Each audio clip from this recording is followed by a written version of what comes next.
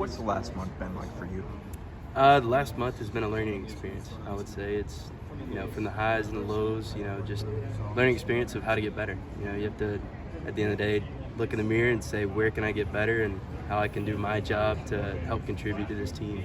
When you're struggling in game situations, is it tough from a confidence standpoint as a kicker? Because obviously you're sort of by yourself to some degree.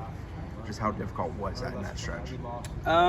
Yeah, it's at the end of the day, any kicker across the country, whether it's college or the NFL, you have to be mentally tough, whether you're in a time where you're not performing as well as you would like, or if you are, just to have flatline emotions and be able to respond and get better. When you nailed the one before the half, what did it mean for you for the way your teammates celebrated you? Yeah, I didn't really, I was kind of swarmed as soon as it came off my foot, and then I watched the video of it, and I see the whole sideline coming out. So that meant a lot.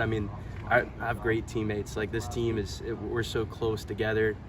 We have each other's back. We'll pick each other up when one of us is down, and just really supportive. Who do you lean on for advice, whether it's mechanics or the mental side of kicking or whatnot? I would say mostly my dad, because at the end of the day, he's been watching me kick for the longest of anybody. So he knows me better than anybody. I'm sure you've thought about him a million times, the missed kicks. Self-diagnosis, did you figure out why it was happening? Could you put your finger on the reasoning?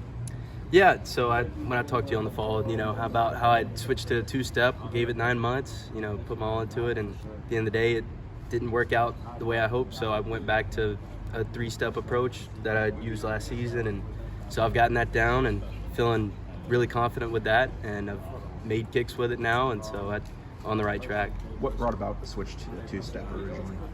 Just a more consistent plant foot, like I told you guys in the fall. I was looking for a way to just take my game to the next level, and it didn't work out for me, and that's, back to what I know best. Did you get there on your own, or was it a consultation with JP, with Coach Norvell, or was it you made these decisions in the sense of changing, going back and forth with regards to 2 to 3 steps?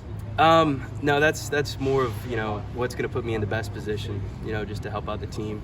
And so just got to look at that. And I think I've made the right decision with what I've done, switching back to a 3-step approach, and I'm excited for this weekend.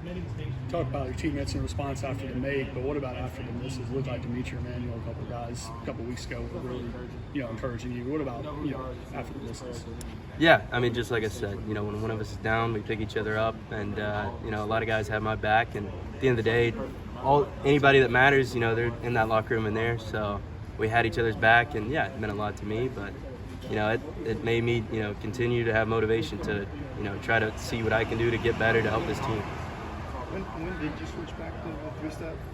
A couple weeks ago, after coming off of, I don't know what it was, Louisville game or whatever, and so just getting that timing back and that feel back, and I think I'm, 29 to 30 in team kicks in practice since I did that. So. And how have your coaches helped you? Norvell, JP, how have they kind of helped you out? Yeah, just constant, motivation, support, just trying to create adversity in practice, just like any other position. You try to handle criticism, and how much do you kind of hear that noise from fans and Twitter chatter, that kind of thing? Yeah, that's always going to be out there, whether you're at the college level or the pro level. That's part of it. And so, like I just said, the only guys' opinions that matter are the ones in that locker room. And so, at the end of the day, it's pretty irrelevant. Was there ever a time where you're like, "Dang, gosh, guys, chill out"? No, if anything, I embrace it. It's just more motivation to get better. So. There was a time last week, I think Coach Norvell was leaning close to you while you were trying to kick, and then there was another time there was a speaker set up really close to you too. Does that help, or in the moment are you kind of blocking it out? Yeah, it's just added adversity and distractions just so I can, it helps me maintain focus on my technique in a kick, trying to create it as game-like as possible, just anything to try to throw me off to where I have to maintain focus on my technique.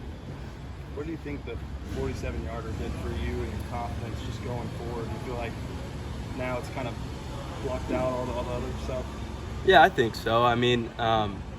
Since I changed back to 3-step, I've been nailing them in practice, and so then for it to translate in the game, it's just a stepping stone, and so just keep going 1 week at a time, and I'm excited for this weekend. Feel good?